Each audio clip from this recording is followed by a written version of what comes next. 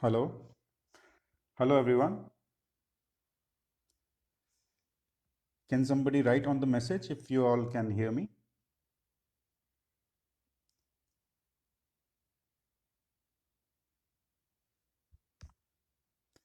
Just hold on before while we set.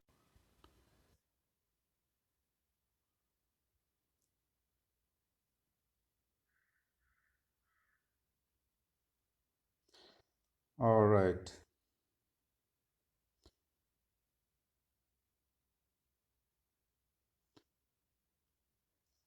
Great. Thanks, Parag. All right. So, first of all, I'd like to thank Abhimanyu and Kusum for inviting me to speak. Today is, as you all know, International Day of Yoga, and it's a great initiative by Ayush Ministry to promote the culture of yoga, which is very slowly gaining popularity all across the globe, and now it is something that all the countries are looking forward to, and they have yoga in their curriculum as well. So it's really great to see how yoga is catching up, and the strength and power of yoga is known, is getting more popular as well. So wish you all a very happy International Day of Yoga. So we are going to talk about few aspects of yoga which are essential for anyone wanting to know what yoga is capable of in terms of what are all probabilities lies ahead if you practice yoga. So there are a few things we would talk about. So very first thing is uh, what yoga exactly is. So as it is, you know, very popular in terms of physical asanas. The most of the things that we get to know about and get to see in and quite popular on social media as well, where we see people doing complex asanas, bending their body here and there, and often people wonder why, why is so much complex asanas? Why is a person, uh, doing all these complex asanas? So the reason for it is that in yoga philosophy, we have the concept of nadis. So, if a logical mind would like to perceive it, we would say that it's the nerves, the muscle nerves. So there are several nerves from your brain when you control the voluntary control of your muscles, when you move your hand or move your body. So it's all happening through your brain, through your subconscious brain. Just when you think of holding some weight, lifting some weight, suddenly your muscle strength is required. So more focus on your muscles is required to be able to lift that weight. So the point I'm trying to make is that these nerves inside a body are spread across every single cell of our body.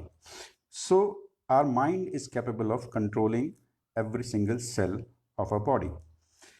So through the practice of physical asanas, what we do is we open up the blocked channels in the body. So these nerves are blocked because of our daily lifestyle, the way we sit, the way we, during the driving, we are sitting and we are, in a posture, maintaining a posture, straight posture, we are sitting, and we do not even know how it is harming our body. And during our busy office hours, also we are mostly sitting. So our, a lot of problems in our students have seen, a lot of problems in the back and the hip area. So the muscles and the channels to, the nerves get blocked because of our lifestyle. So asanas help us release these different blocked nerves. The blockages are removed, and then together with asanas we have practice of pranayama. So pranayama is nothing but, in yoga, in science we understand air that we breathe in. So we say that we are breathing in air, it has oxygen, it has carbon dioxide, it has nitrogen, and blah, blah, blah. And our body has a mechanism to interpret these different components and use them for the bodily needs. Now yoga has a slight different philosophy. We term this air that we breathe in as prana. So it is considered as a life force.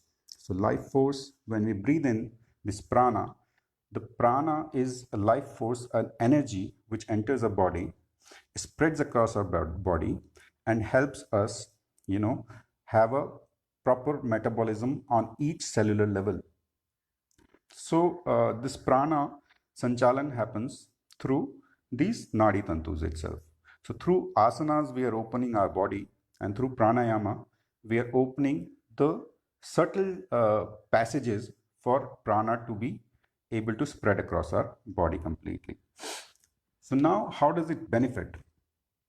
So pranayama, we have opened the energy distribution. Through asanas, we have opened our body to be able to, cleanse those blockages. So now all this is happening. So how would it benefit a person? So now, not only through asanas, of course, you maintain a good physique. Your posture correction happens. A lot of physical benefits are there with pranayama. Opening up those channels. So what happens is all this practice also impacts your mind. So see, I can give you one example.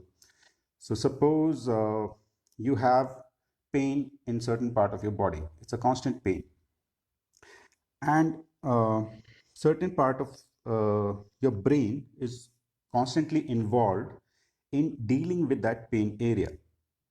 Now, when through physical asanas you make that pain go away. Suppose it's a because of a joint, improper joint being dislocated slightly, or some muscle not stretched enough, or because of any reason. That pain can be because of any reason, right? So through practice of asanas you remove that pain. Now certain part of your brain which was busy in dealing with that part subconsciously is opens up. So similarly, with practice of asanas and pranayama, a certain part of your brain opens up. So body and mind works in together. So now there are several other things that are part of yoga practices. So one is mudra, and then meditation, and then several kriyas that we do, and with a very special focus on diet.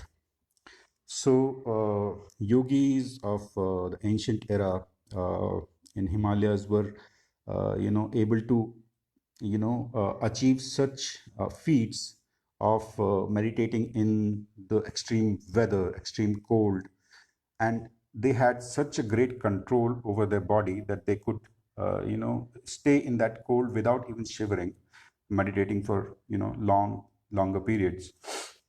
So how were they able to achieve such feats? So that question often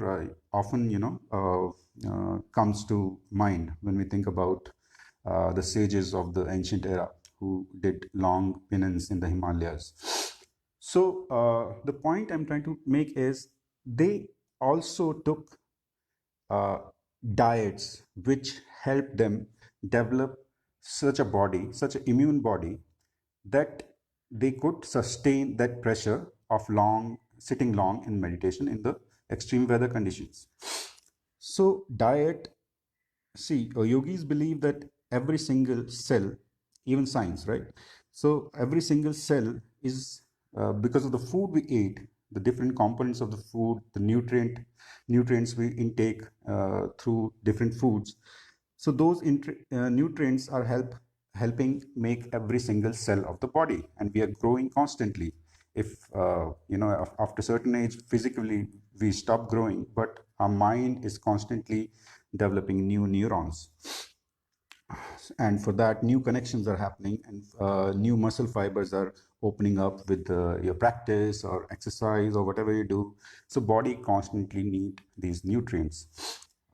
So when the nutrients are supplied in apt amount, the body functions in a perfect harmony. So food becomes very, very important. So diet is a key factor in opening up asanas as well. So if you're practicing yoga and your diet is not proper, you're still having oily food or too spicy food. So that kind of food with and not enough proteins, not enough calcium, not enough vitamins. So that impacts body very badly. So because your constant development of your body and mind is requires the apt amount of nutrients supplied to it. So food is something that becomes very, very important. And sometimes based on your own how much ever you have worked out on your daily physical exercise, whatever you do a yoga or you do cycling, running, or whatever.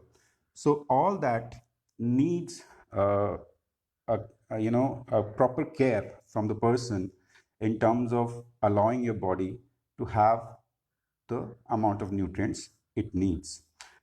It is something that is required, as a discipline from the person himself. So yes, so there are several products in the market as well, which are coming up and talking about bringing out some health food alternatives to general public. So a real good job is being done in this industry now, and there are a lot of health supplements and organic supplements that are available in the market, and a lot of seeds, nuts, and these are something which are really sought after for yogis. So having a badam, cashew, or all these things are something that is required uh, every single day of practice, because your body needs them. So yeah, so on this day of International Yoga, so this is basically to spread the awareness on yoga, right? So these are few things that become very, very important. So why yoga? Yeah, so yes, the benefits that it brings, it's not just the physical benefits. You'll get less, you know, you'll not get sick very soon. Your body becomes very immune, your physical body, and your mental strength speaks for itself, and all that starts happening, and these changes start happening over the period of practice. So a few things that are I would like to share with my experience is that with the practice of yoga, one has to be very, very patient. So because the changes do happen, but they take time, and you have to be very pushy.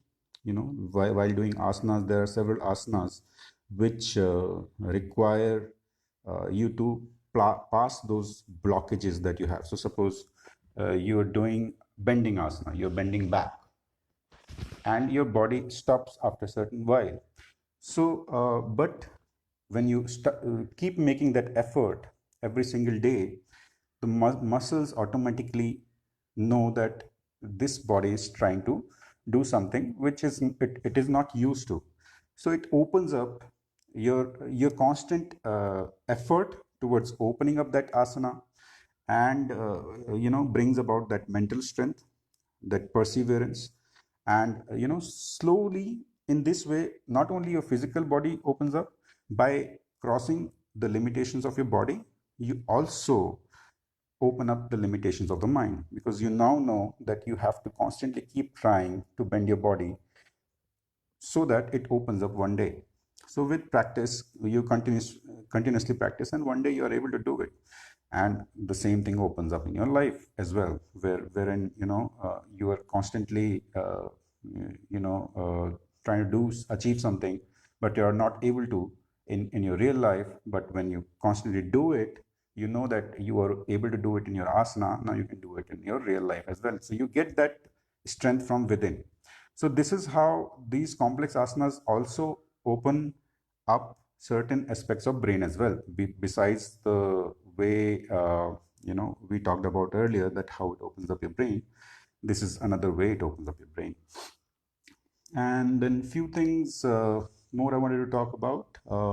It's regarding uh, how where is this holistic wellness headed, and what the future, what kind of future lies ahead. So as we all are pretty much aware that how yoga recently has gained popularity all across the world. So people from Russia, from Ukraine, and from the Middle Europe and America especially are seeking the true knowledge of yoga. So they're heading east now. So in terms of our spiritual seeking, that is gaining popularity now.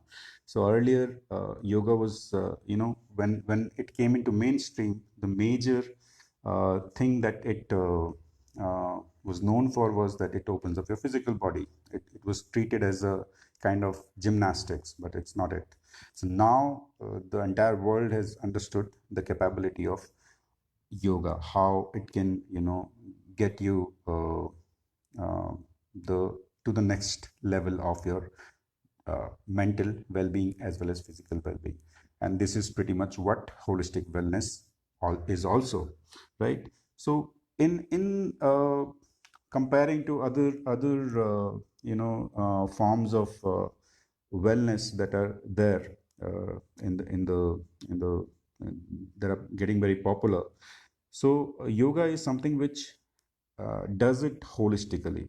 So it provides, just like we talked about asanas, your body and mind are constantly working in sync. So your body is helping open up your mind, and through some meditation practices as well.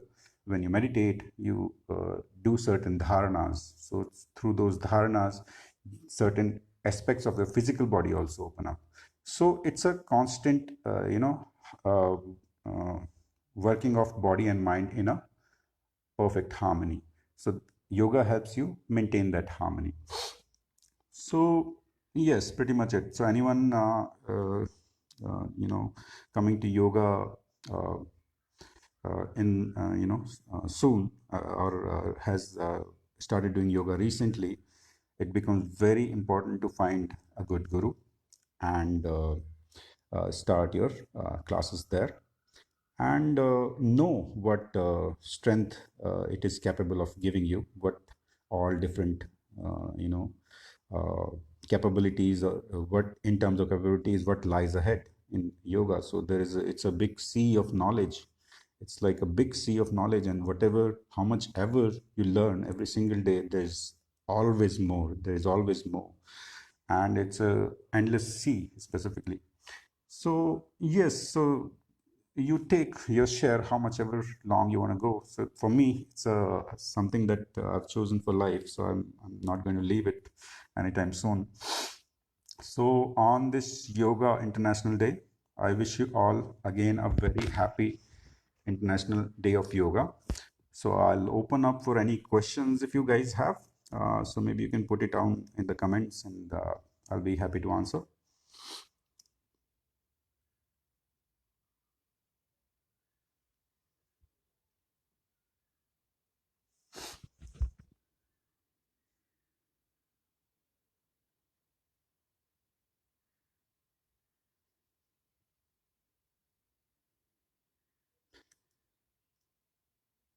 All right. So if there are no questions, we will wind up.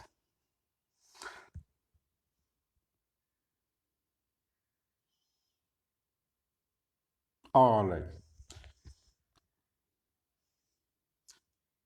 Have a great day ahead. Om Namah Shivaya.